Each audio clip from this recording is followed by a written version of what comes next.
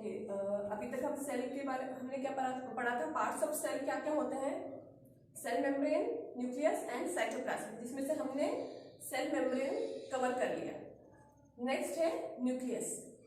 Nucleus क्या होता है, ये देखिए टिपिकल न्यूक्लियस का डायग्राम है, ये जो आपने देखा था एक टिपिकल एनिमल सेल देखा था, उसमें जो बीच में बना है वो न्यूक्लियस है।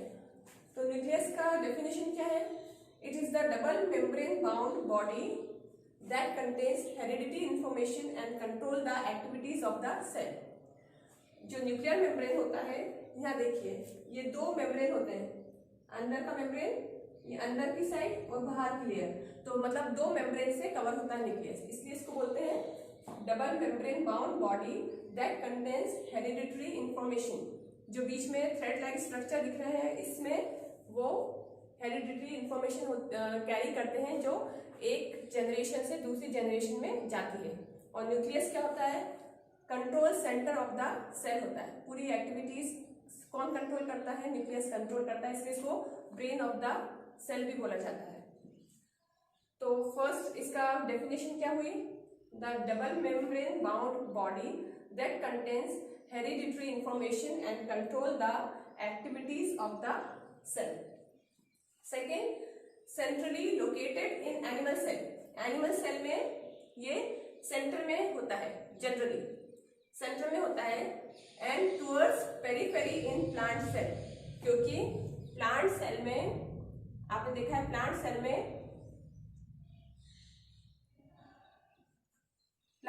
न्यूक्लियस थोड़ा पेरीफेरी मतलब बाउंड्री की तरफ होता है। क्यों, क्योंकि यहाँ पर बीच में एक बहुत बड़ा वैक्यूल होता है।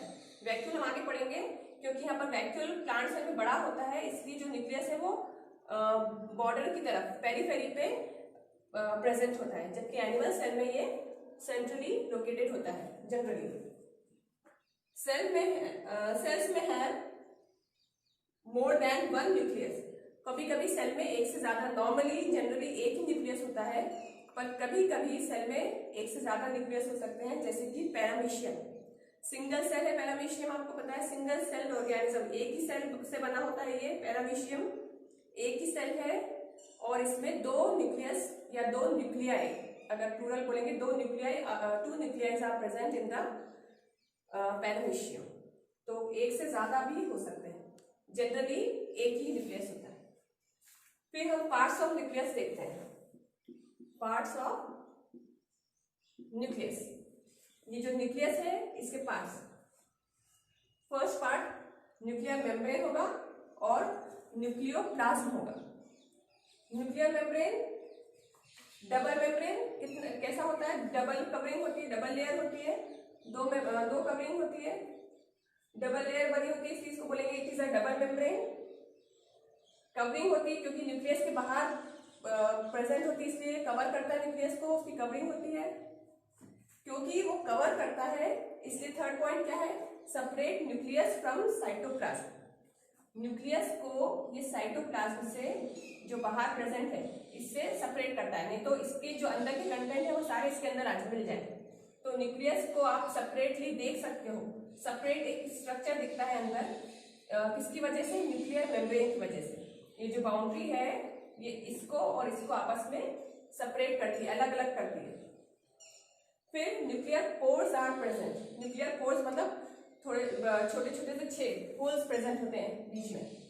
जो बाउंड्री होती है इसमें बीच बीच में छोटे छोटे से पोर्स होते हैं, ठीक है, ये पोर्स है बीच बीच में। तो nuclear pores are present on the nuclear membrane. क्योंकि न्यूक्लियर पोर्स है तो क्या होगा, इन पोर्स के थ्रू न्यूक्लियोप्लाज्म का जो भी कंटेंट है या जो भी इसमें से पार्टिकल्स है, मटेरियल है, वो सेल के बाहर और अंदर न्यूक्लियस के अंदर बाहर जा सकते हैं साइटोप्लाज्म में। देखो जैसे यहाँ पर अगर पोर्स है, छेद, होल प्रेजेंट है, पोर्स प्रेजेंट है, छेद प्रेजेंट है, तो यहाँ से जो भी न्यूक्लियोप्लाज्म से सारी चीजें बाहर जा सकती हैं साइटोप्लाज्म में, और साइटोप्लाज्म से अंदर भी जा सकती है, ठीक है। तो permits transfer of material between nucleus and cytoplasm. Nuclear pore ये करता है काम। तो न्यूक्लियस का पार्ट ये फर्स्ट न्यूक्लियर मेम्ब्रेन और सेकंड है न्यूक्लियोप्लाज्म। न्यूक्लियोप्लाज्म क्या है? जो अंदर लिक्विड भरा हुआ है, इसमें न्यूक्लियस के अंदर जो लिक्विड भरा हुआ है उसको बोलते हैं न्यूक्लियोप्लाज्म, ठीक है। और ये न्यूक्लियोप्लाज्म को कौन कवर कर रहा है?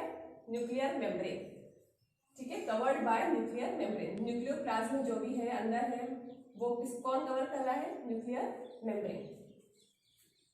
फिर न्यूक्लियोप्लाज्म के क्या पार्ट हो सकते हैं?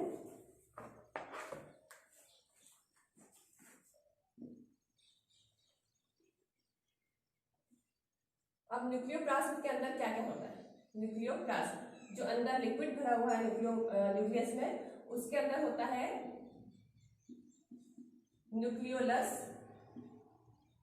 न्यूक्लियोलस एंड क्रोमैटिन मटेरियल या क्रोमैटिन थ्रेड्स।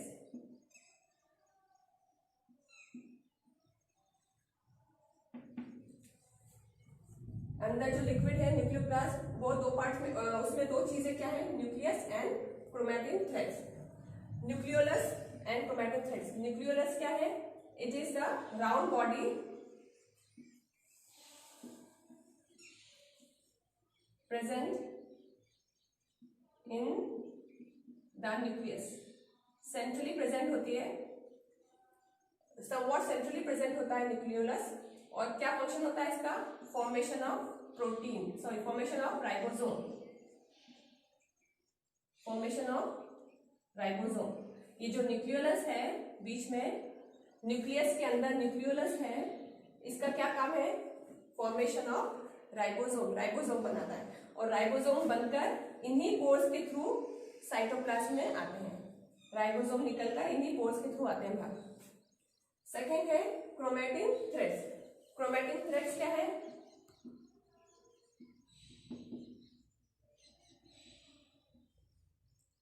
ये है thread like structures, thread like entangle structures present in the nucleoplasm. ये आपने देखा है थ्रेड के जैसे है, जैसे एक थ्रेड का या ऊन का आप कैसे गुच्छा होता है, अगर आप हम अगर फोल्ड कर दें बिना, उलझा हुआ जो चीज होती है, उलझा हुआ थ्रेड होता है, उसके तरीके से ही दिखता है, उसका जैसा ही दिखता है, इसको बोलते हैं थ्रेड लाइक एंटेंगल, मतलब उलझा हुआ। थ्रेड लाइक एंटेंगल स्ट्रक्चर, ये पूरे थ्रेड है एक न्यूक्लियस में।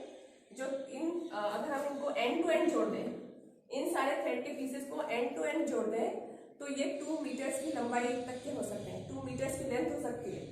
इतना सा सेल है, उसमें न्यूक्लियस है सेंट्रली लोकेटेड। न्यूक्लियस में ये जो थ्रेड लाइक स्ट्रक्चर्स है, इनको अगर हम एंड टू एंड ज्वाइन कर दें तो इनकी जो लेंथ होगी वो 2 मीटर होगी।